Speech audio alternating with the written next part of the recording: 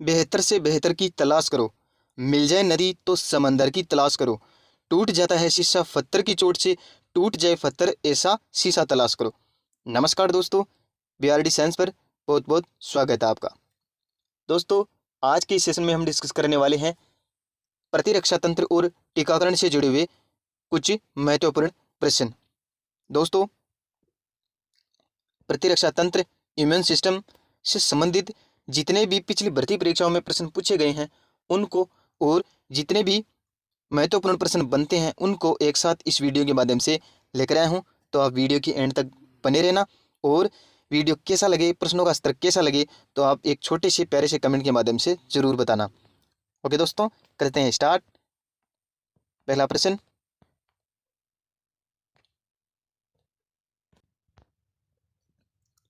है प्रतिरक्षी होती है ऐसी डब्ल्यूबीसी जो जीवाणुओं का भक्षण करती है। स्तनधारियों के केंद्रविहीन आरबीसी केंद्र का एक घटक, एक अणु जो एक विशेष प्रतिजन को निष्क्रिय करता है। तो दोस्तों, प्रतिरक्षी एक ऐसा अणु होती है जो एक विशेष प्रतिजन को निष्क्रिय करता है। तो दोस्तों, इसका राइट आंसर हो जाएगा ऑप्शन डी।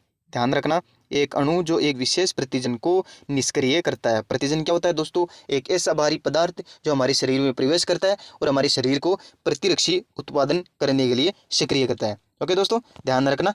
बढ़ते हैं नेक्स्ट क्वेश्चन की ओर। एक अणु जो प्रतिरक्षण उत्पन्न करता है, प्रतिरक्षी, प्रतिजन, उत्परिवर्तजक या ओंकोजीन। दोस्तों, इसका राइट आंसर होगा प्रतिजन। प्रतिजन प्रतिरक्षण उत्पन्न करने के लिए जिम्मेदार होता है। ओके दोस्तों, उत्परिवर्तजक उत्परिवर्तन पैदा करते हैं, और ओंकोजीन कैंसर उत्पन्न करने के लिए जिम्मेदार होते हैं। इन तीनों का आप ध्यान रखना। बढ़ते हैं थर्ड क्वेश्चन की ओर। प्रतिरक्षण का श्रवण कर प्रतिरक्षा प्रदान करने वाली कोशिकाएं हैं। प्लाज्मा कोशिकाएं, स्मृति टी कोशिकाएं, बी लिम्फोसाइट या टी लिम्फोसाइट। तो दोस्तों, प्लाज्मा कोशिकाएं प्रतिरक्षण का श्रवण कर प्रतिरक्षा प्रदान करने के लिए जिम्मेदार होती है। तो ऑप्शन ए इसका राइट आंसर हो जाएगा। क्या? प्लाज्मा कोशिकाएं। देखते हैं नेक्स्ट क्वेश्चन। ह्यूमरल प्रतिरक्षा प्राप्त की जाती है ए लिम्फोसाइट द्वारा, टी लिम्फोसाइट द्वारा, बी लिम्फोसाइट द्वारा या के लिम्फोसाइट द्वारा। तो दोस्तों, ऑप्शन सी इसका राइट आंसर होगा। बी लिम्फोसाइट के द्वारा ह्यूमरल प्रतिरक्षा प्राप्त की जाती है। वेरी वेरी इंपॉर्टेंट करना दोस्तों, एग्जाम में पूछा गया है। ह्यूमरल प्रतिरक्षा बी लिम्फोसाइट के द्वारा। ओके, देखते हैं नेक्स्ट क्वेश्चन। निष्क्रिय प्रतिरक्षा के खोज करता है Edward Jenner, Robert Koch, Louis Pasteur, Emil von Behring. तो दोस्तों, इसका राइट आंसर होगा option D. Emil von Behring निष्क्रिय प्रतिरक्षा के खोज करता है। दोस्तों, निष्क्रिय प्रतिरक्षा किसे कहते हैं? ऐसी प्रतिरक्षा जो बनी बनाई शरीर में प्रवेश कराई जाती है, उसे निष्क्रिय प्रतिरक्षा कहते हैं। एडवर्ड जेनर ने सबसे पहले टीके की खोज की थी, और लुईस पास्चर ने रेबीज के टीके की खोज की थी। आप दोनों को ध्यान रखना, एडवर्ड जेनर ने टीके की खोज,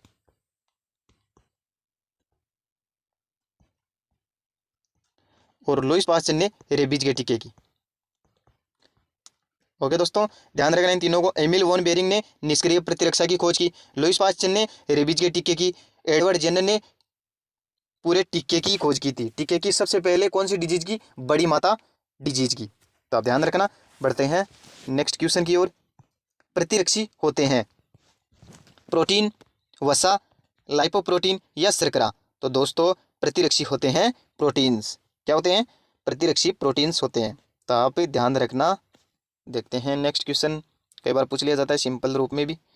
उपार्जित प्रतिरक्षा की विशेषता होती है प्रतिजन की विशिष्टता, विभेदन करना, सेल्फ और नॉन सेल्फ प्रतिजन में, स्मृति को बनाए रखना, या उपरोक्त सभी। तो दोस्तों, उपार्जित प्रतिरक्षा की विशेषता ये सभी होती है, जिसमें प्रतिजन के प्रति विशिष्टता होती है, विभेदन कर सकती है यानी कि स्वयं में और दूसरे प्रतिजन में, और स्मृति को भी बनाए रखती है। तो इसका राइट आंसर हो जाएगा ऑप्शन डी, उपरोक्त सभी।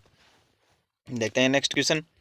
टी कोशिकाएं एक प्रकार की लिम्फोसाइट होती है जो कि कोशिकीय प्रतिरक्षा उत्पन्न करती है। यह कोशिकाएं वयस्कों में उत्पन्न होती है, यकृत में, थाइमस में, प्लीहा में, अस्थि मज्जा में। तो दोस्तों, थाइमस में उत्पन्न होती है। कहाँ होती है? ऑप्शन बी इसका राइट आंसर है, थाइमस में उत्पन्न होती है। टी कोशिका एक प्रकार की लिम्फोसाइट होती है जो कि कोशिकीय प्रतिरक्षा उत्पन्न करती है। इस प्रकार भी पूछ लिया जाएगा दोस्तों आपसे कि निम्नलिखित में से कौन सा कोशिकीय प्रतिरक्षा उत्पन्न करती है। टी कोशिका दे दिया जाएगा, त्वचा दे दिया जाएगा, आंसू, आँख, कुछ भी ऑप्शन दे दिया जाएगा जिसमें कार्य की या शारीरिक क्रियात्मक अवरोधक के उदाहरण दे दिए जाएंगे।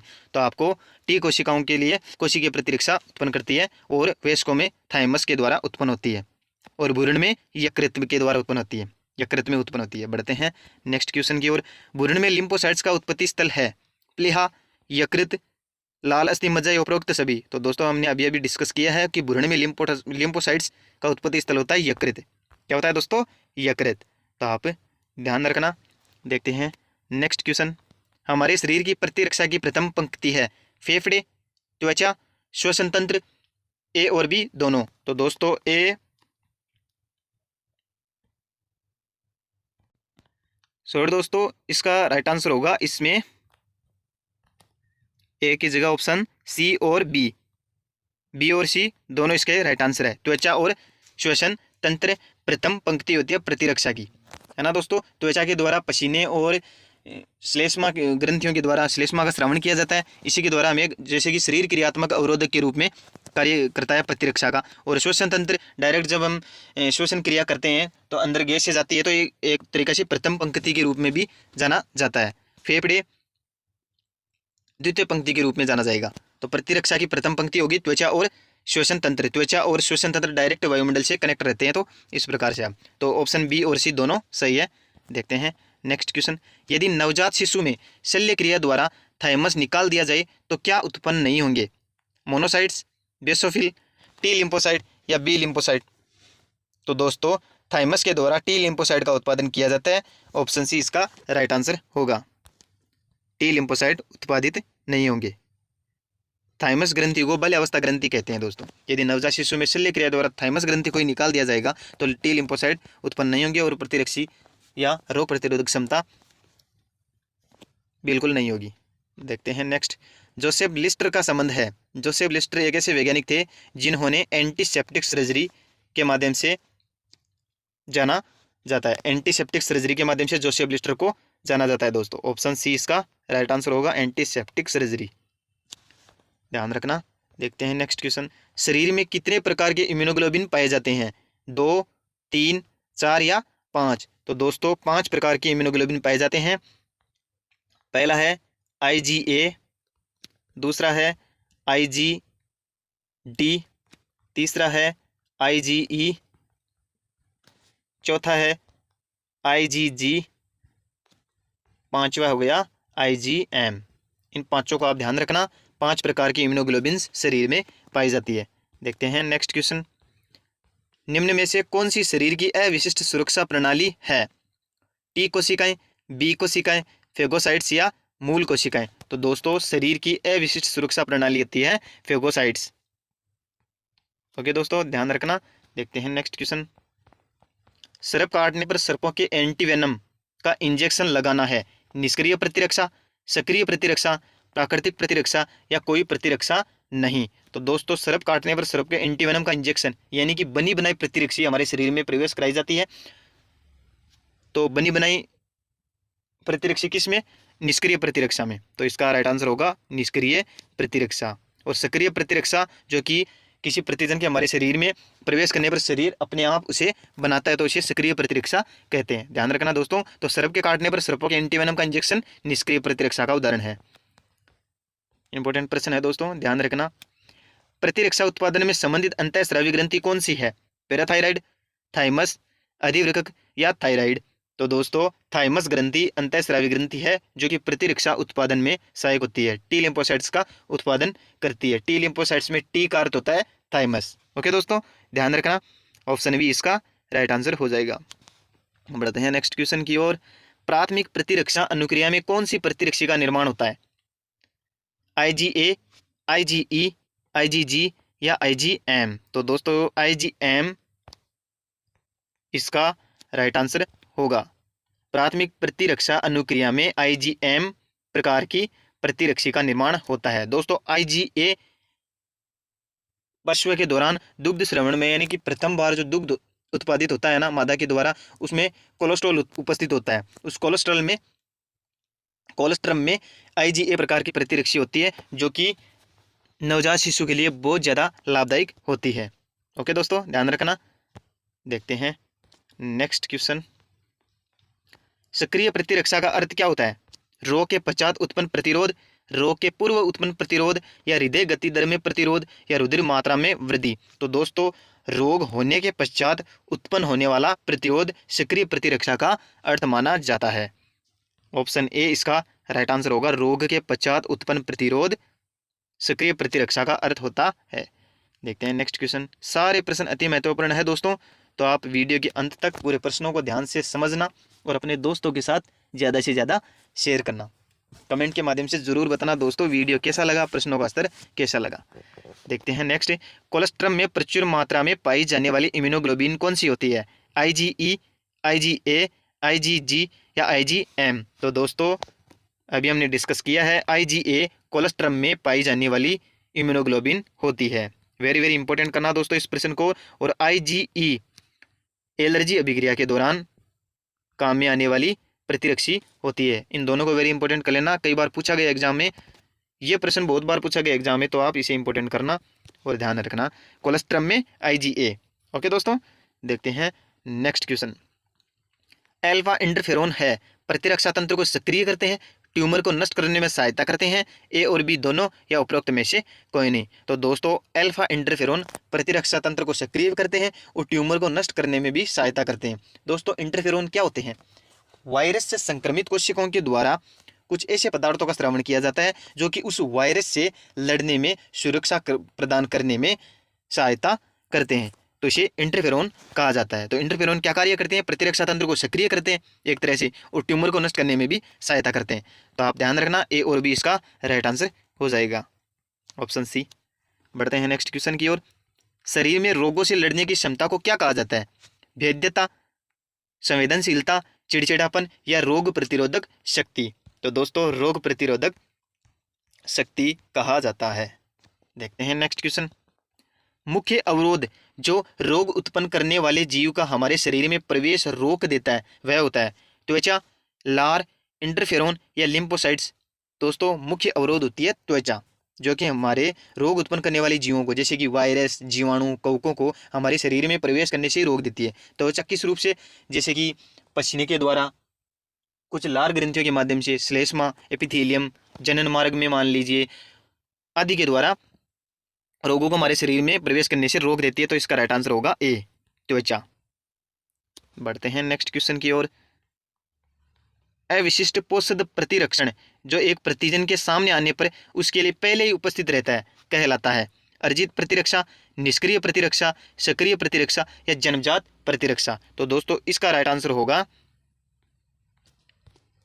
जन्मजात प्रतिरक्षा, जो कि जन्म से ही उपस्थित रहती है। सक्रिय प्रतिरक्षा जो कि प्रतिजन के शरीर में प्रवेश करने पर प्रतिरक्षी उत्पादन को सक्रिय करता है, यानी कि प्रतिरक्षी उत्पादित होती है, उसे सक्रिय प्रतिरक्षा कहते हैं। निष्क्रिय प्रतिरक्षा जो कि प्रतिरक्षी को बनी बनाई हमारे शरीर में प्रवेश कराई जाती है। अर्जित प्रतिरक्षा जो कि जन्म के बाद अर्जित की जाती है, उसे अर्जित प्रतिरक्षा कहते हैं। उन चारों को ध्यान रखना दोस्तों। पढ़ते हैं नेक्स्ट क्वेश्चन की ओर। निम्न में से कौन सा मानव शरीर में सूक्ष्म जीवों के प्रवेश के लिए एक शरीर क्रियात्मक अवरोध के समान कार्य करता है? मूत्र जनन मार्ग, आंसू, मोनोसाइट्स, या त्वचा। तो दोस्तों, मानव शरीर में सूक्ष्म जीवों के प्रवेश के लिए एक शरीर क्रियात्मक अवरोध के रूप में आंसू कार्य करता है, और शरीर क्रियात्मक अवरोध के रूप में अन्य भी होते हैं, जैसे कि आमाशय में अम्ल का स्रवण, पसीने का स्रवण आदि शरीर क्रियात्मक अवरोध के रूप में कार्य करते हैं। तो आप ध्यान रखना, इसका राइट आंसर होगा आंसू, ऑप्शन बी। देखते हैं नेक्स्ट क्वेश्चन। कौन से प्रकार के अवरोधों में मुख में लार तथा आंखों में आंसू संबंध होते हैं? साइटोकाइनिन अवरोध, कोशिकीय अवरोध, शरीर क्रियात्मक अवरोध, या शारीरिक अवरोध। तो दोस्तों, मुख में लार, आंखों में आंसू, आमाशय में अम्ल का स्रवण इत्यादि शरीर क्रियात्मक अवरोध के उदाहरण हैं। तो आप ध्यान रखना, ऑप्शन सी इसका राइट आंसर होगा। बढ़ते हैं नेक्स्ट क्वेश्चन की ओर। PMNL का पूर्ण नाम बताइए। तो दोस्तों, PMNL का पूर्ण नाम होगा पॉलीमोर्फोन्यूक्लियर ल्यूकोसाइट। क्या होगा दोस्तों? ऑप्शन ए इसका राइट आंसर होगा पॉलीमॉर्फो न्यूक्लियर ल्यूकोसाइट। कई बार पूछ लिया जाता है एग्जाम में और पूछा गया है दोस्तों, तो आप ध्यान रखना। पॉलीमॉर्फो न्यूक्लियर ल्यूकोसाइट PMNL का पूर्ण नाम है। देखते हैं नेक्स्ट। मुख्य फेगोसाइटिक कोशिकाएं हैं प्रतिरक्षा, प्रतिजन, लिम्फोसाइट्स या मैक्रोफेज।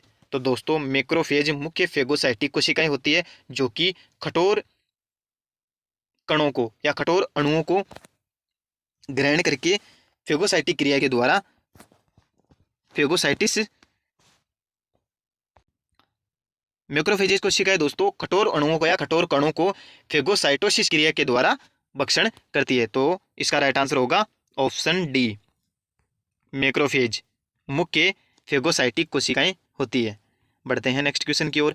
मानव शरीर के भीतर कोशिका जनित प्रतिरक्षा किसके द्वारा वहन की जाती है? कोशिका जनित प्रतिरक्षा T lymphocyte, B lymphocyte, thrombocyte या इरिथ्रोसाइट। तो दोस्तों कोशिका जनित प्रतिरक्षा मानव शरीर में टी लिम्फोसाइट के द्वारा वहन की जाती है। टी लिम्फोसाइट किसके द्वारा? थाइमस के द्वारा। तो आप ध्यान रखना टी लिम्फोसाइट के द्वारा कोशिका जनित प्रतिरक्षा वहन की जाती है। IgE का कार्य होता है एलर्जी प्रतिक्रिया के मध्यस्थ के लिए, बी कोशिकाओं को सक्रिय करने के लिए, सांस द्वारा जानने वाले और निगले गए रोगजनकों से सुरक्षा, पूरक तंत्र को उत्तेजित करना, भ्रूण के लिए निष्क्रिय प्रतिरक्षा। तो दोस्तों IgE का प्रमुख कार्य जो कि मैं पहले डिस्कस कर चुका हूं, एलर्जिक प्रतिक्रिया के मध्यस्थ के लिए उपयोग होता है। IgE का प्रमुख कार्य एलर्जिक प्रतिक्रिया के मध्यस्थ के लिए होता है। तो ऑप्शन ए इसका राइट आंसर हो जाएगा। बढ़ते हैं नेक्स्ट क्वेश्चन की ओर। शरीर द्रव्य विषयक प्रतिरक्षा तंत्र विषाणुओं और जीवाणुओं के विरुद्ध बचाव करना है उसमें उपस्थित होता है। किस में उपस्थित होता है? रुधिर में, लिम्फ में, ए और बी दोनों में या इनमें से कोई नहीं। तो दोस्तों रुधिर और लिम्फ दोनों में शरीर द्रव्य विषयक प्रतिरक्षा तंत्र उपस्थित होता है। ऑप्शन सी इसका राइट आंसर होगा। देखते हैं नेक्स्ट क्वेश्चन। ग्राफ्टेड वृक्क एक रोगी में निम्न में से कौन से कारण से अस्वीकार की जा सकती है? वेरी इंपॉर्टेंट प्रश्न है दोस्तों, नीट में भी कई बार पूछा गया है और आपके एग्जाम में भी पूछे जाने की पूरी संभावना है। तो इसका राइट आंसर होगा कोशिका मादित प्रतिरक्षा प्रतिक्रिया। कोशिका मादित प्रतिरक्षा प्रतिक्रिया एक ग्राफ्टेड वृक्क को एक रोगी में अस्वीकार कर सकती है। इसलिए अंग प्रत्यारोपण के समय ऊतकों के और ब्लड ग्रुप के मिलान को सबसे पहले प्राथमिकता दी जाती है और इसके बावजूद भी अंगों को अस्वीकार किया जा सकता है कोशिका मादित प्रतिरक्षा प्रतिक्रिया के माध्यम से। तो आप ध्यान रखना दोस्तों, इसका राइट आंसर कोशिका मादित प्रतिरक्षा प्रतिक्रिया होगा। ऑप्शन नेक्स्ट प्रश्न है, सक्रिय प्रतिरक्षा निम्न में से किसके द्वारा अर्जित की जा सकती है? प्राकृतिक संक्रमण द्वारा। बिल्कुल सही है दोस्तों, यदि प्राकृतिक संक्रमण नेचुरली संक्रमण हो जाता है तो सक्रिय प्रतिरक्षा अर्जित हो जाती है, और वैक्सीन के द्वारा भी और टॉक्साइड के द्वारा भी। तो उपरोक्त सभी इसका राइट आंसर होगा दोस्तों, उपरोक्त सभी। बढ़ते हैं नेक्स्ट क्वेश्चन की ओर। निष्क्रिय प्रतिरक्षीकरण सम्मिलित करता है लिम्फोसाइट का सीधे या प्रत्यक्ष रूप से स्थानांतरण, मात्रक प्रतिरक्षा का अप्रास्य भ्रूण में स्थानांतरण, प्रतिरक्षी की पुनः स्थापना या बी और सी दोनों। तो दोस्तों निष्क्रिय प्रतिरक्षण सम्मिलित करता है मात्रक प्रतिरक्षा का अप्रास्य भ्रूण में स्थानांतरण और प्रतिरक्षी की पुनः स्थापना। ऑप्शन बी और सी दोनों इसके राइट आंसर है, ध्यान रखना दोस्तों। बढ़ते हैं नेक्स्ट क्वेश्चन की ओर। भ्रूण अपनी माता से इम्यूनोग्लोबिन किसके द्वारा प्राप्त करता है? त्वचा, अपरा, मुख, इनमें से कोई नहीं। तो दोस्तों भ्रूण अपनी माता से इम्यूनोग्लोबिन को अपरा के द्वारा प्राप्त करता है, और अपरा कुछ पोषक तत्वों का स्थानांतरण और उत्सर्जित पदार्थों का स्थानांतरण भी भ्रूण अपरा के द्वारा भी माता से करता है दोस्तों। तो आप ध्यान रखना, अपरा एक बहुत इंपॉर्टेंट माध्यम होता है भ्रूण और माता के मध्य। तो आप ध्यान रखना, इसका राइट आंसर होगा अपरा, ऑप्शन बी। बढ़ते हैं नेक्स्ट क्वेश्चन की ओर। टीकाकरण एक व्यक्ति का रोगों से बचाव करता है क्योंकि यह RBC उत्पादन में सहायता करता है, प्रतिरक्षी उत्पन्न करता है, पाचन में सहायता करता है, शारीरिक क्रियाओं को सही करता है। तो दोस्तों टीकाकरण एक व्यक्ति को रोगों से बचाता है, और रोगों से बचाता है यानी कि प्रतिरक्षी उत्पन्न करता है, इसलिए रोगों से बचा जाता है। तो ऑप्शन बी इसका राइट आंसर होगा, प्रतिरक्षी उत्पादन करता है। देखते हैं नेक्स्ट क्वेश्चन। प्रतिविष यानी कि एंटीवेनम इंजेक्शन में पूर्व निर्मित प्रतिरक्षा होती है, सही बात है दोस्तों, पूर्व निर्मित प्रतिरक्षा होती है, यानी कि निष्क्रिय प्रतिरक्षा का उदाहरण हो गया। जबकि पोलियो ड्रॉप्स जो कि शरीर में प्रवेश करवाई जाती है उनमें होता है उत्पन्न की गई प्रतिरक्षा गामा ग्लोबुलिन, तनुकृत रोगजनक या सक्रिय रोगजनक। तो दोस्तों पोलियो ड्रॉप से जो कि शरीर में प्रवेश कराई जाती है उनमें तनुकृत रोगजनक होते हैं। रोगजनक जैसे कि वायरस वायरस होते हैं, उन वायरस को प्रतिकूल परिस्थितियों में संवर्धन कराया जाता है और उन वायरसों में यानी कि उनके रोग उत्पन्न करने की क्षमता तो खत्म हो जाती है, लेकिन हमारे शरीर में प्रतिरक्षा या सुरक्षा प्रदान करने की उनमें क्षमता आ जाती है। इस कारण पोलियो ड्रॉप्स के माध्यम से हमारे शरीर में प्रवेश कराया जाता है। तो ऑप्शन सी इसका राइट आंसर होगा, तनुकृत रोगजनक जैसे कि वायरस। ओके दोस्तों, ध्यान रखना। बढ़ते हैं नेक्स्ट क्वेश्चन की ओर। एक पदार्थ जो एक एलर्जिक प्रतिक्रिया को उत्पन्न करता है कहलाता है पराग, एलर्जन, बाहरी घटक या पदार्थ या रूसी। दोस्तों इसका राइट आंसर होगा एलर्जन।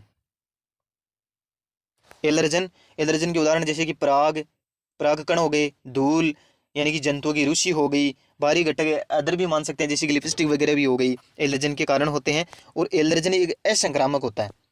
असंक्रामक इसलिए होता है दोस्तों, धूल कोई संक्रामक थोड़ी है, असंक्रामक है, यानी कि एलर्जन कारक एलर्जन पदार्थ असंक्रामक होते हैं और आईजीई के उत्पादन को प्रेरित करते हैं।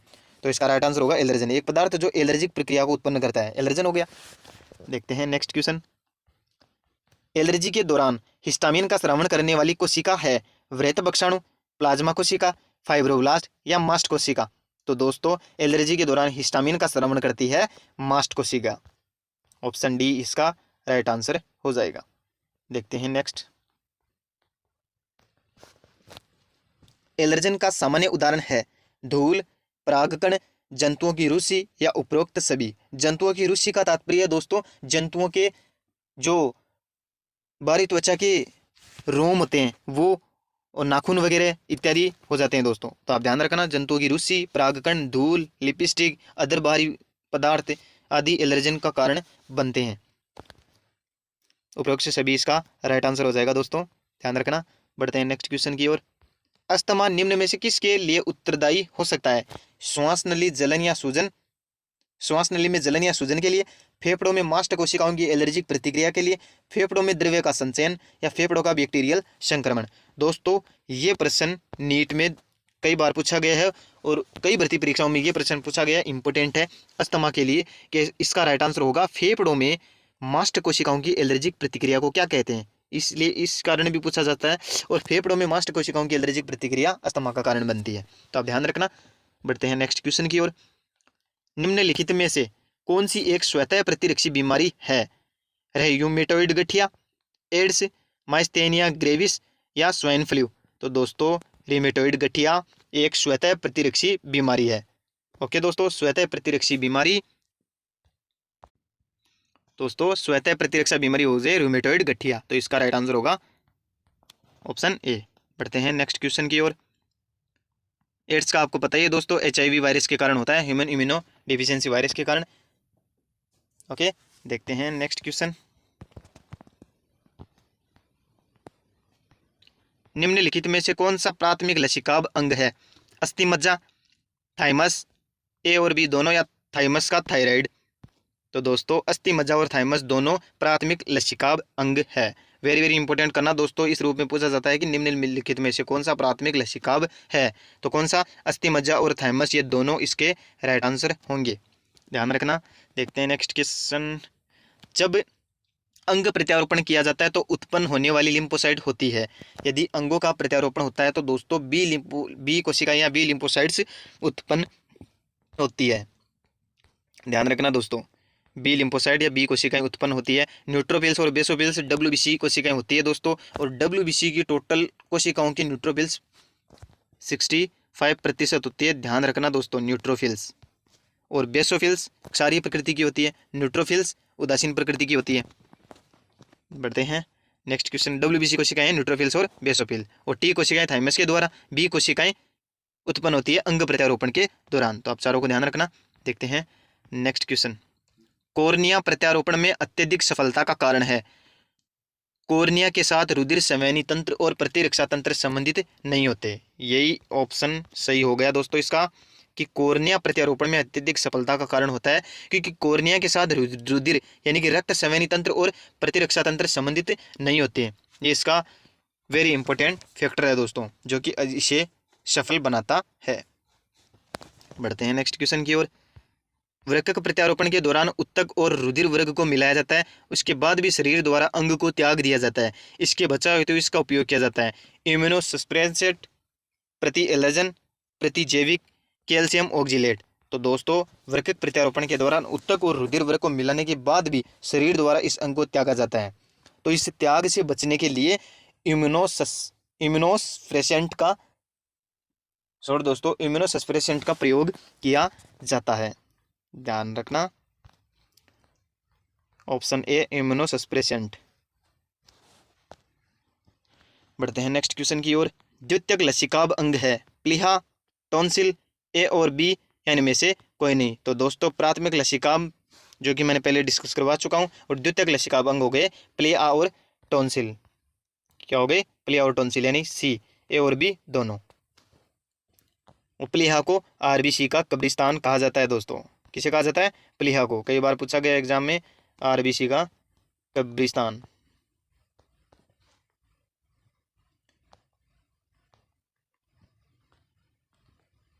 आरबीसी का कब्रिस्तान, ध्यान रखना।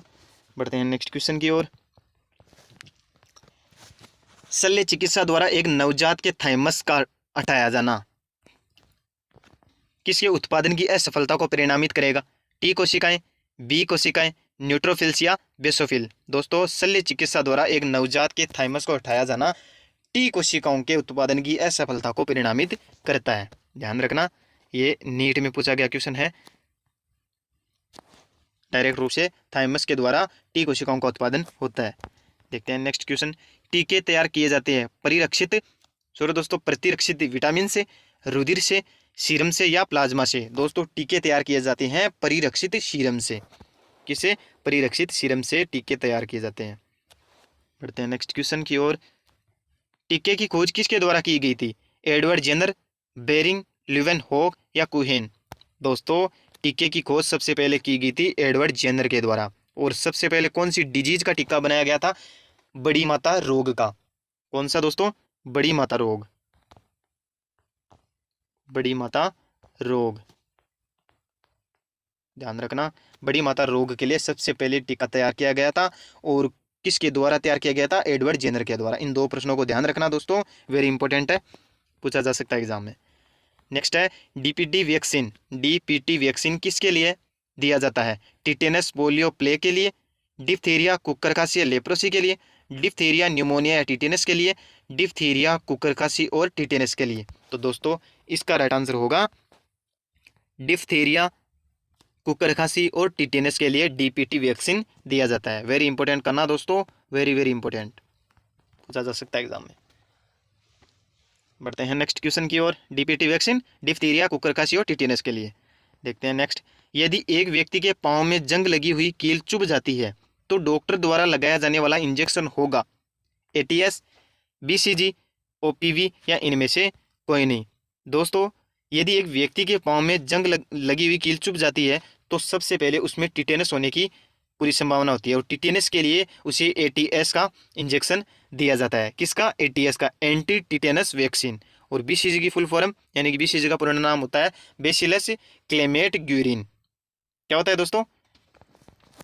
बीसीजी की पूरा नाम होता है बेसिलस क्लेमेट ग्यूरिन, और ओपीवी का होता है ओरल पोलियो वायरस। इन तीनों को विस्तार नाम आप ध्यान रखना, पूछा जा सकता है एग्जाम में, वेरी वेरी इंपॉर्टेंट करना। ATS anti tetanus vaccine, BCG bacillus Clement Guérin, OPV का ओरल पोलियो वायरस। ओके दोस्तों, देखते हैं नेक्स्ट क्वेश्चन। बीसीजी वैक्सीन किसके विरुद्ध प्रयोग की जाती है? टीबी, लेप्रोसी या कुष्ठ रोग, कुकर खांसी या हिपेटाइटिस। तो दोस्तों बीसीजी वैक्सीन यानी कि बेसिलस क्लेमेट ग्यूरिन टीबी या तपेदिक रोग के विरुद्ध प्रयोग की जाती है। तो आप ध्यान रखना, टीबी या तपेदिक रोग के विरुद्ध बीसीजी वैक्सीन प्रयोग की जाती है। बढ़ते हैं नेक्स्ट क्वेश्चन की ओर। हिपेटाइटिस सबसे ज़्यादा संक्रामक या सबसे ज़्यादा संक्रमणशील डिजीज है दोस्तों, हिपेटाइटिस यानी कि पीलिया। रेबीज का टीका सर्वप्रथम किसने खोजा था? Edward Jenner, George Nell, Louis Pasteur या पीटर गोरर। रेबीज का टीका सर्वप्रथम खोजा गया था लुइस पास्चर के द्वारा। किसके द्वारा? लुइस पास्चर के द्वारा खोजा गया था। देखते हैं नेक्स्ट। निम्नलिखित में से कौन सी प्रतिरक्षा अनुक्रिया वृक्क प्रत्यारोपण को नकारे जाने के लिए उत्तरदायी होती है? तरल प्रतिरक्षा अनुक्रिया, कोशिका मादित प्रतिरक्षा अनुक्रिया, स्व प्रतिरक्षा अनुक्रिया या इन्फ्लेमेटरी प्रतिरक्षा अनुक्रिया। तो दोस्तों वृक्क प्रत्यारोपण को नकारे जाने के लिए उत्तरदायी होती है कोशिका मादित प्रतिरक्षा अनुक्रिया। वेरी इंपॉर्टेंट करना दोस्तों, कई बार पूछा गया एग्जाम में। कोशिका मादित प्रतिरक्षा अनुक्रिया वृक्क प्रत्यारोपण को नकारे जाने के लिए उत्तरदायी होती है। देखते हैं नेक्स्ट। निम्नलिखित में से कौन सा स्व प्रतिरक्षा रोग नहीं है? एल्जाइमर रोग, रूमेटी संधिशोथ, सोरियासिस, विटिलिगो। तो दोस्तों एल्जाइमर रोग एक मस्तिष्क की डिजीज है और तंत्रिका तंत्र से संबंधित है, यह प्रतिरक्षा तंत्र से संबंधित नहीं है। ऑप्शन ए इसका राइट आंसर होगा। रूमेटिड संधिशोथ, सोरियासिस, विटिलिगो आदि ये स्व प्रतिरक्षा रोग होते हैं जिनमें प्रतिरक्षा तंत्र अपने अंगों को पहचानने से इनकार कर देता है। ओके दोस्तों, ध्यान रखना। बढ़ते हैं नेक्स्ट क्वेश्चन की ओर। माल्ट मानव शरीर में लसिकाब ऊतक का लगभग कितना प्रतिशत होता है? 50%, 20%, 17% या 10%? दोस्तों मानव शरीर में लसिकाब ऊतक का लगभग 50% माल्ट का होता है।